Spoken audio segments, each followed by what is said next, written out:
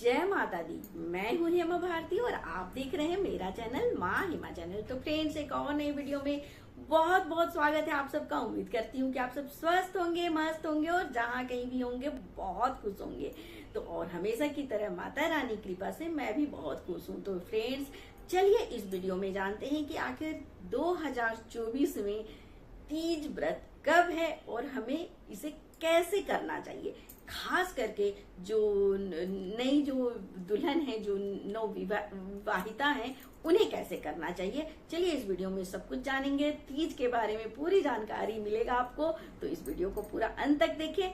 और चलिए, अगर आपको मेरा वीडियो अच्छा लगता है तो लाइक शेयर कमेंट कर दीजिएगा। मेरे चैनल में नए हैं तो चैनल को सब्सक्राइब कर दीजिएगा, बेल आइकन प्रेस कर दीजिएगा ताकि मेरे वीडियो के नए नोटिफिकेशन सबसे पहले आप तक पहुंचे।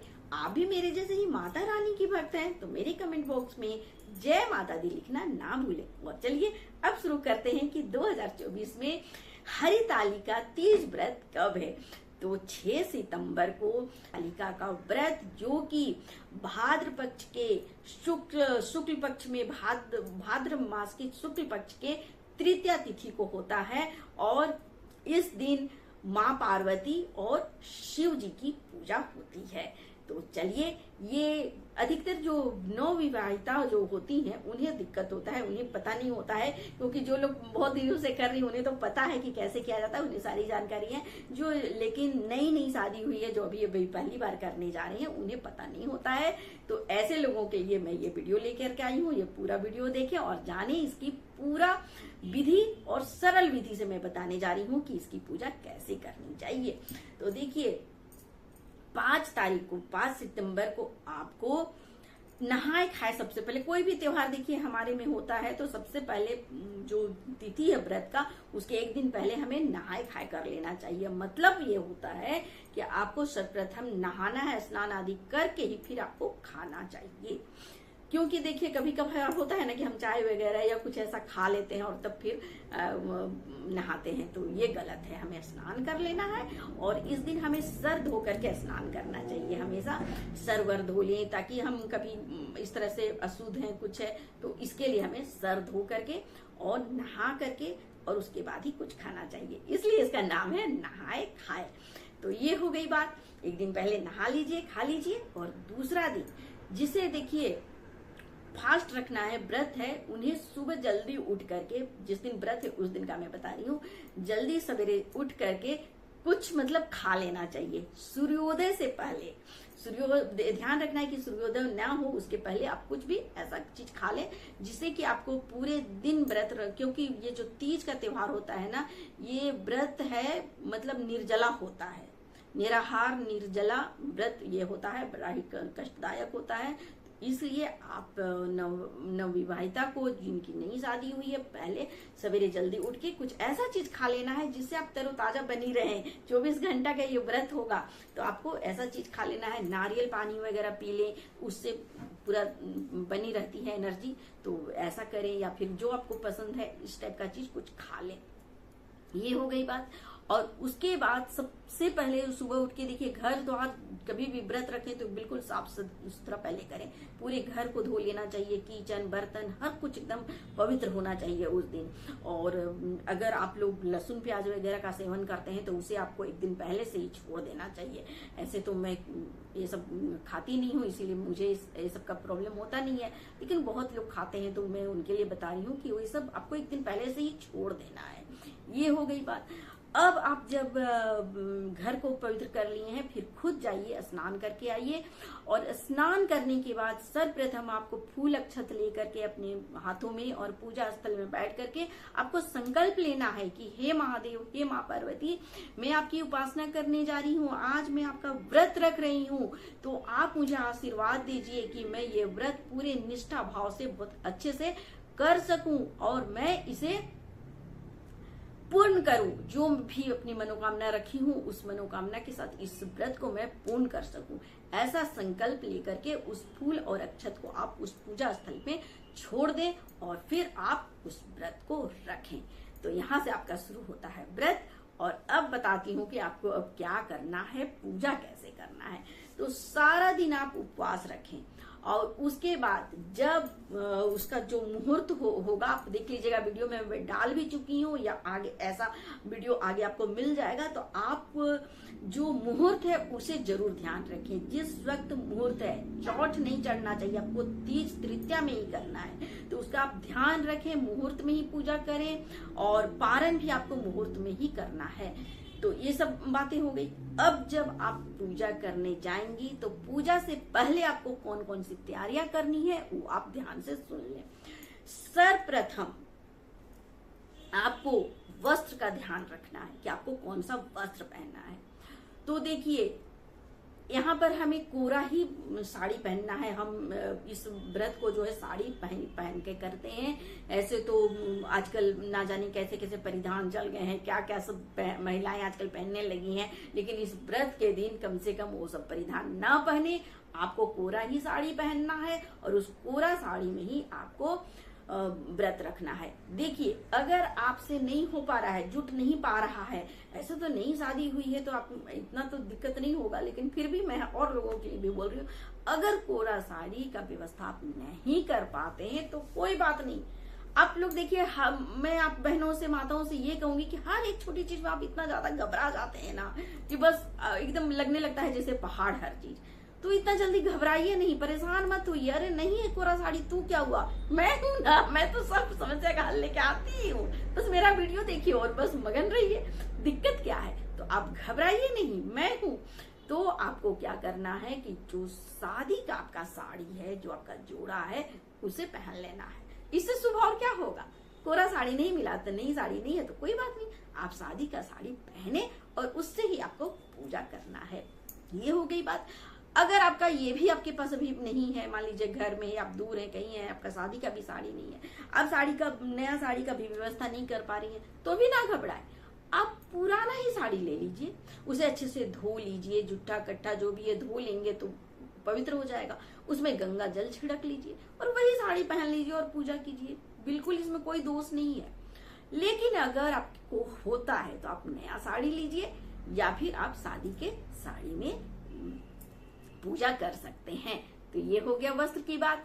अब मैं आपको बता दूं कि वस्त्र जो साड़ी लेंगे वो आपको 2 लेना है। अब आप पूछेंगे कि 2 क्यों, तो आपको एक जो साड़ी है वो खुद पहनने के लिए लेना है और दूसरा साड़ी जो है वो आपको चढ़ाने के लिए लेना है। जो आप माता को, जो पार्वती जी को चढ़ाएंगी, वो दूसरा साड़ी लेना है और वो उसी साड़ी को फिर आपको पंडित जी को दान भी करना है। ये हो गई बात। अगर नहीं है तो कोई बात नहीं, आप एक धागा भी चढ़ा देंगे तो वो साड़ी ही माना जाएगा। ये भी है, बहुत लोग ब्लाउज पीस चढ़ा लेते हैं, कोई कपड़ा चढ़ा लेते हैं, कुछ भी चढ़ाइए लेकिन वस्त्र चढ़ाना है। साड़ी चढ़ाएंगे तो सोने पे सुहागा। तो ये हो गई बात। अब आगे देखिए आपको क्या क्या करना है। अब तो ये हो गया साड़ी। साड़ी के साथ साथ आपको अपना शादी का चुनरी जरूर लेना है। हरी ताली का व्रत अगर आप कर रहे हैं तो शादी का चुनरी जरूर रखें, उसे आपको ओढ़ करके ही पूजा करें। ये हो गया। लेकिन बहुत बार क्या होता है कि हम घर से बाहर होते हैं और चुनरी जो है वो घर में रखा होता है, तो ऐसे में भी आपको बिल्कुल घबराना नहीं है। अगर है तो जरूर ओढ़ करके करें, अगर नहीं है तो कोई बात नहीं, आप कोई नया चुनरी भी खरीद करके कर सकती हैं, या फिर अगर आप खरीदना नहीं चाहती हैं, नहीं खरीद सकती हैं, तो भी आपको घबराना नहीं है। जो घर का चुनरी है, जो आप सलवार सूट वगैरह पहनती है या कुछ इस तरह का है, तो आप उसे धो करके गंगा जल छिड़क करके उसका उपयोग कर सकती हैं। क्योंकि ऐसे खुले हमको पूजा में नहीं बैठना चाहिए, कुछ ना कुछ दुपट्टा वगैरह ओढ़ करके ही हमें हरी ताली का व्रत का पूजा करना चाहिए। ये भी बात क्लियर हो गया। तो सबसे अच्छा होता है कि जो शादी का चुनरी है उसे पहन के हमें पूजा करना चाहिए। कोशिश कीजिए, मैं इसलिए पहले वीडियो अपलोड कर दे रही हूँ ताकि आप ये सारी सुविधाएं कर लें। अगर आपका जो रखा हुआ है तो जाके ले आइए या मंगवा लीजिए, कोरियर करवा लीजिए, तो आप मतलब अच्छे से पूजा कर पाएंगे। तो अच्छा लगता है वो शादी का चुनरी ओढ़ करके ही पूजा करने से, ये अच्छा होता है, ज्यादा फल मिलता है। ये हो गया। अब तीसरी चीज है वो है आपका सिंदूरा। आपको जब भी आप हरितालिका का व्रत करें तो सिंदूरा से ही आप अपनी मांग भरनी है, आपको सिंदूर लगानी है। अब आप बोलेंगे कि दीदी ऐसा क्यों, गुरु माँ ऐसा क्या जरूरी है? तो जी हाँ, जरूरी है, क्योंकि ये सिंदूरा जो है ये बहुत ही हमें फल देता है, आपको सदा सुहागन रखने में आपको बहुत ही मदद करता है। अगर आप सिंदूरा से सिंदूर लगा करके मांग टीक करके और पूजा करती हैं ना, तो माता पार्वती बहुत ही अत्यधिक प्रसन्न होती हैं और आपको आशीर्वाद देती हैं अखंड सौभाग्यवती रहने का, और आपको सीधे सीधे फल मिलता है सदा सुहागन रहने का। इसलिए आपको सिंदूरा से ही सिंदूर लगा करके ही पूजन करना चाहिए। अगर नहीं है सिंदूरा तब क्या करें? तो भी आपको घबराना नहीं है, मैं पहले ही बोल चुकी हूँ, इन सब बातों से घबराना नहीं है, परेशान नहीं होना है। नहीं है सिंदूरा कोई बात नहीं, आपको क्या करना है कि नया सिंदूर खरीद लेना है।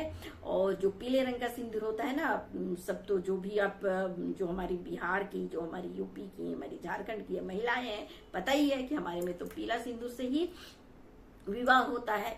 तो आपको पीला सिंदूर खरीद लेना है नया, और उसी सिंदूर से मांग भर के आपको पूजा करना है।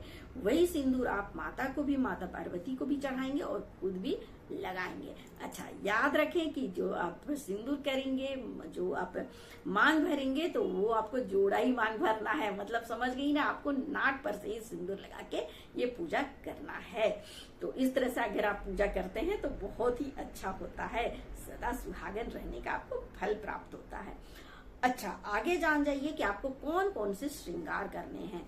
तो आपको 16 श्रृंगार करने हैं। मैं एकदम अच्छे से बता दे रही हूँ कि 16 श्रृंगार ही करके उस दिन आप व्रत रखें और पूजा करें। जब पूजा करने बैठेंगे तो 16 श्रृंगार कीजिएगा। 16 श्रृंगार में आपको मैं बता दूं कि क्या क्या 16 श्रृंगार है। साड़ी हो गया, चुनरी हो गया, सिंदूर हो गया, ये तो हो ही गया। उसके बाद चूड़ी, कंगन, आपको मेहंदी जरूर लगाना है, महावर जरूर लगाना है, मंगल सूत्र पहनना है, कान के पहनने हैं, नाक में नथिया पहनना है, मांग का टीका जरूर पहनना है, बिंदी लगाना है, काजल लगाना है, और जितने भी आपके गहने जेवर हैं सब कुछ पहनना है। और गजरा भी आपको लगा लेना है। देखिए, मैं इसलिए गजरा लगा के आई हूँ, तो गजरा जरूर ले लीजिएगा। अगर इसमें लाल भी हो, ऑरेंज हो तो और अच्छा। तो इस तरह से गजरा जरूर आपको बालों में लगाना है, लगा करके ही पूजा कीजिएगा। इस तरह से 16 श्रृंगार करके ही आपको पूजा करना है। और दान का चीज आपको ले लेना है। दान के चीज में आपको क्या करना है? वस्त्र रखना है, चूड़ी, महावर, नेल पॉलिश, काजल, दर्पण और कंघी, ये चीजें जरूर होना चाहिए। और ये आपको चढ़ाना है माता रानी को, और फिर आपको पंडित जी को दान भी करना है। ये सारी बातें हो गई। अब आपको प्रसाद में क्या कुछ रखना है। तो देखिए, इसमें हम लोग पड़िकिया बनाते हैं। इधर हम लोग पड़िकिया बोलते हैं झारखंड में। मैं तो झारखंड से हूँ, तो हम लोग इसे पड़िकिया बोलते हैं। बहुत जगह गुजिया बोला जाता है। तो पड़िकिया जो सूजी और मैदे का बनता है वो जरूर बनाएं। बहुत लोग खोआ भर के बनाते हैं, बहुत लोग सूजी भर के बनाते हैं। तो मैं तो सूजी भर के बनाती हूँ, और बहुत जगह खोआ भी भरा जाता है। तो जैसा आपके घर में होता होगा, जैसा आप लोग का रीति रिवाज है, वैसा ही कीजिएगा। जैसे प्रसाद बनता है वैसे बनाइए। और इस तरह से पड़िकिया बना करके प्रसाद तैयार करें। देखिए, चूल्हा जो है वो एकदम साफ सुथरा चूल्हा में बनाइएगा, जहां पर आप लोग जो ये सब चीज खाते हैं, लहसुन प्याज ये सब ना हो, बिल्कुल अच्छा से। और अगर बना हो तो आपको धो धा के अच्छे से आप प्रसाद बनाइएगा। साथ में फल फ्रूट भी होना चाहिए। तो जो अभी सीजन का मिल रहा है वो सब चढ़ाइएगा। केला है, संतरा है, नाशपाती है, अमरूद है, ये सारी चीजें आपको फल चढ़ाना है। और इस तरह से अब जब आप पूजा करेंगे तो देखिए, गौर और गणेश जी का जरूर मूर्ति बनाइएगा। तो गौर गणेश कैसे बनाएंगे? तो मिट्टी और गोबर से आपको बनाना है। गौर गणेश बना करके स्थापित करेंगे वहां, और फिर आपको पूजा करना है। पूजा में दुर्वा घास, दूध, दही, मधु, इत्र सब कुछ आपको रखना है, पहले से इंतजाम करना है। प्रसाद, पुष्प, फल, हर चीज का व्यवस्था करना है, और आपको अच्छे से पूजा उस दिन करना है। अब एक और बात आपको मैं जरूरी चीज बता दूं जो अति आवश्यक है, इसे आप जरूर कीजिएगा। जब आप पूजा में बैठ रही हैं, तो अगर नहीं संभव है तब तो कोई बात नहीं, लेकिन अगर संभव होता है तो आप दोनों जोड़े में ही पूजा कीजिएगा। आपके साथ पति देव रहेंगे तो और अति उत्तम होगा। अगर नहीं है तब तो अकेले ही करना पड़ेगा, कोई बात नहीं। लेकिन अगर हैं आपके पति देव जी तो उन्हें भी पूजा में जरूर बैठने बोलिएगा। अगर दोनों मिल करके पूजा करते हैं तो आपको डबल आशीर्वाद मिलता है। तो पति देव को भी इस दिन जरूर बैठना चाहिए और कथा वगैरह सुनना चाहिए, सुनाना चाहिए। तो ये सारी बातें हैं, तो इस पर आपको ध्यान देना चाहिए। पति देव लोग को पहले से ही कि इस टाइम में पूजा होगा। तो चलिए फ्रेंड्स, उम्मीद है कि आप सबको ये वीडियो अच्छे से समझ में आ गया होगा। तो इसी के साथ मैं अपना वीडियो अंत करती हूँ। अगले वीडियो में नए विषय के साथ फिर मिलती हूँ। तब तक के लिए मुझे आज्ञा दीजिए। जय माता दी।